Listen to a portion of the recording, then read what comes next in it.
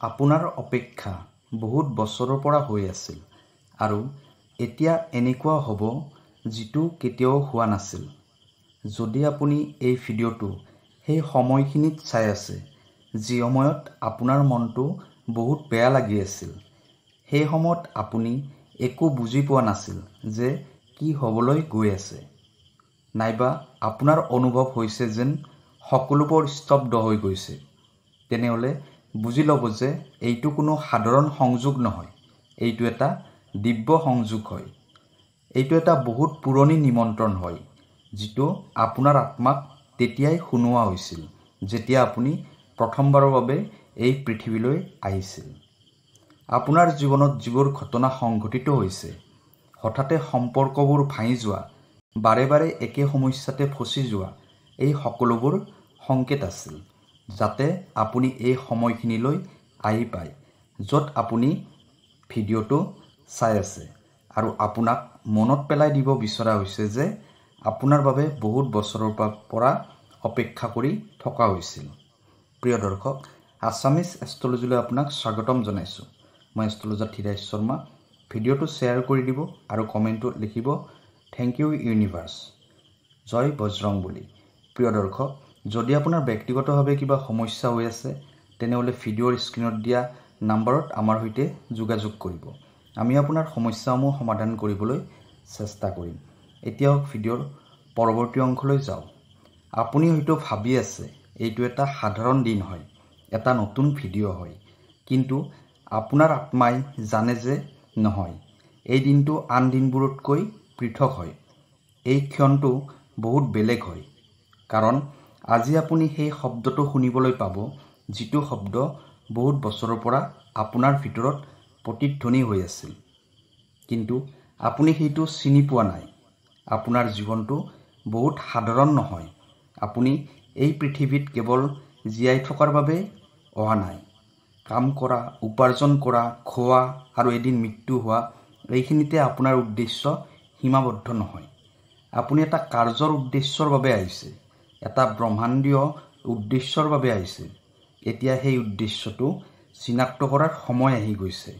আপোনাক মনত পেলাই দিয়া হৈছে যে এতিয়া সেই ক্ষণ আহি পাইছে, যিটো ক্ষণত সকলোবোৰ সলনি হৈ যাব।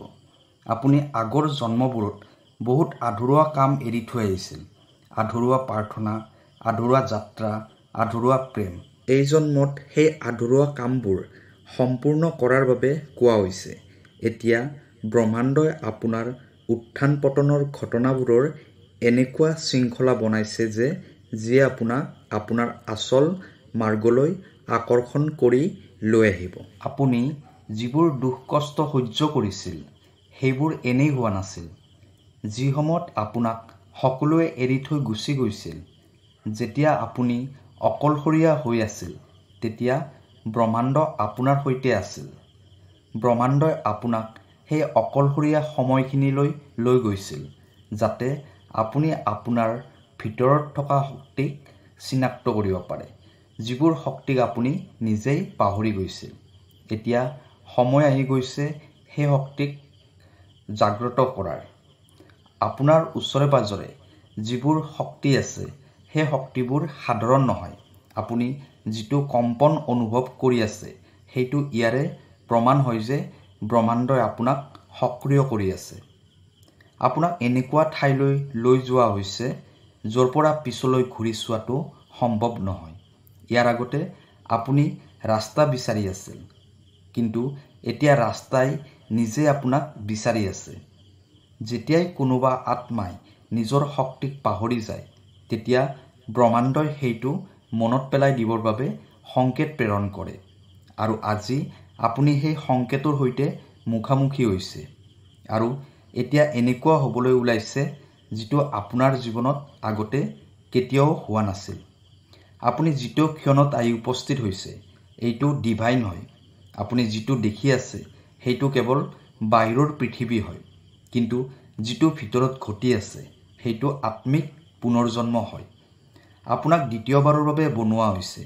এইবাৰ আপুনি সেই ব্যক্তিজন নহয় যিটো সমাজে বিচাৰে, বৰং সেইটো আত্মা হ'ব যিটো ব্ৰহ্মাণ্ডই বিচাৰে।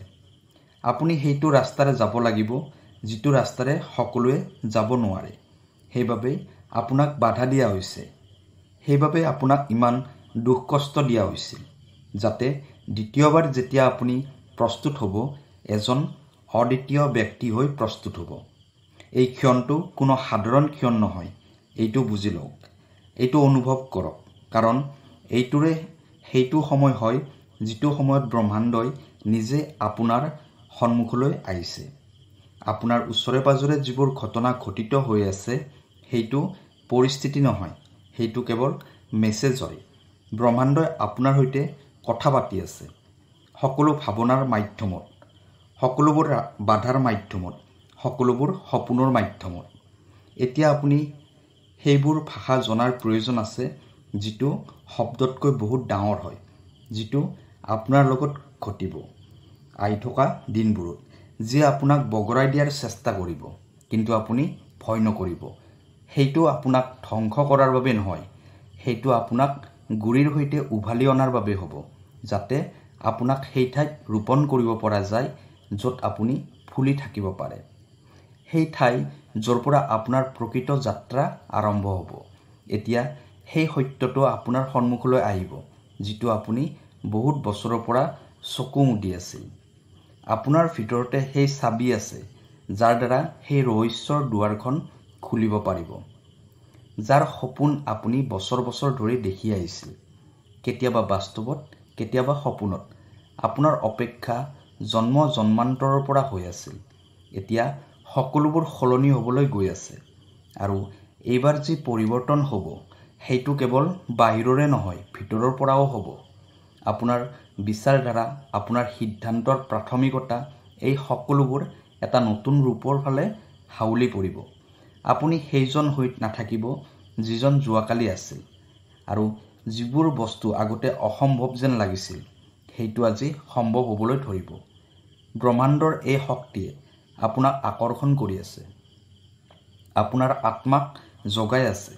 আপুনি হয়তো এতিয়া বুজি পোৱা নাই, কিন্তু বহুত ডাঙৰ, বহুত ৰহস্যময়, বহুত দিব্য আপোনাৰ ওচৰে পাজৰে আকাৰ ল'বলৈ ধৰিছে। এইবোৰ এনেই হৈ থকা নাই। আপোনাৰ ধ্যান এইবাবেই আকৰ্ষণ কৰা হৈছে কাৰণ ব্ৰহ্মাণ্ডই বিচাৰে যে আপুনি সতৰ্ক হৈ যাওক। আপুনি এতিয়া প্ৰতিটো অনুভৱতে লুকাই থকা মেছেজবোৰ পঢ়িব পাৰিব লাগিব। প্ৰতিটো সপোন, প্ৰতিটো সংযোগ এতিয়া কোনো ঘটনা নহয়, এটা ডিভাইন সংকেত হ'ব। আপুনি এতিয়া এইটো বুজি পাব লাগিব যে আপুনি কোনো সাধাৰণ ব্যক্তি নহয়। আপোনাৰ বিচাৰধাৰা শক্তি, আপোনাৰ ভাৱনাৰ তৰংগ, এই সকলোবোৰ ব্ৰহ্মাণ্ডৰ সৈতে জড়িত হৈ আছে।